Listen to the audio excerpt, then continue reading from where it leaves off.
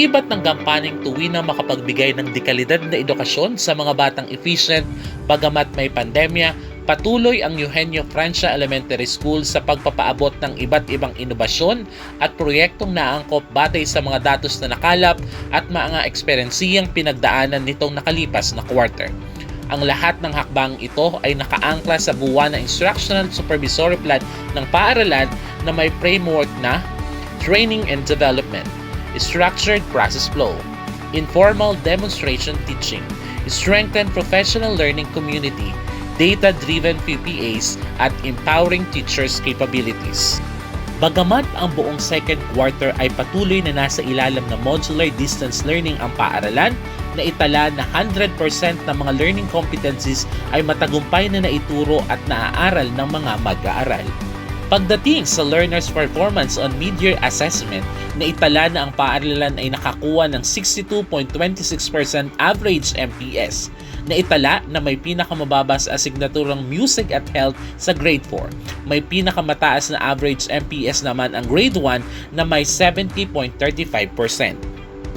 Batay sa resulta ng second quarter summative assessment, nakapagtala ng kabuuang MPS average na 72.72% ang paaralan.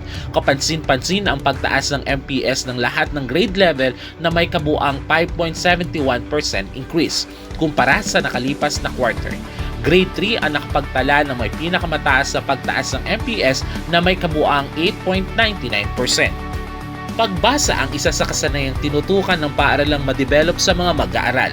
Batay sa naitalang datos, may pagbaba sa kaso ng non-reader at frustration reader sa English at Filipino.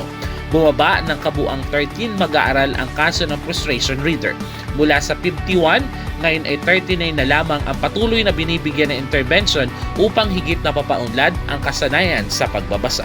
Patuloy ding tumataas ang numero sa level ng paaralan. Sa pagtatala nito ng 17 mag-aaral na lamang ang nasa kategoryang non-numerates kumpara sa 31 mag-aaral noong nakaraang quarter. Patuloy naman ang pagbibigay ng interventions ng paaralan patungkol sa kasanayan sa pagbilang at pagkukwenta.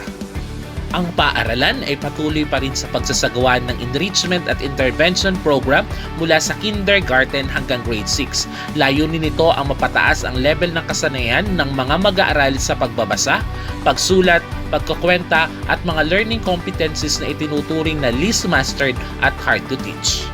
Tinutukan din ng paaralan ang pagpapahusay sa kasanayan ng lahat ng teaching and non-teaching personnel sa pagsasagawa ng need-based Slack sessions, informal classroom observation at napapanahong technical assistance.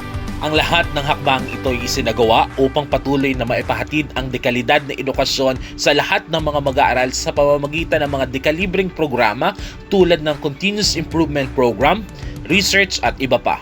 Muli, ang Eugenio Francia Elementary School will continue to strive excellence in the most efficient way.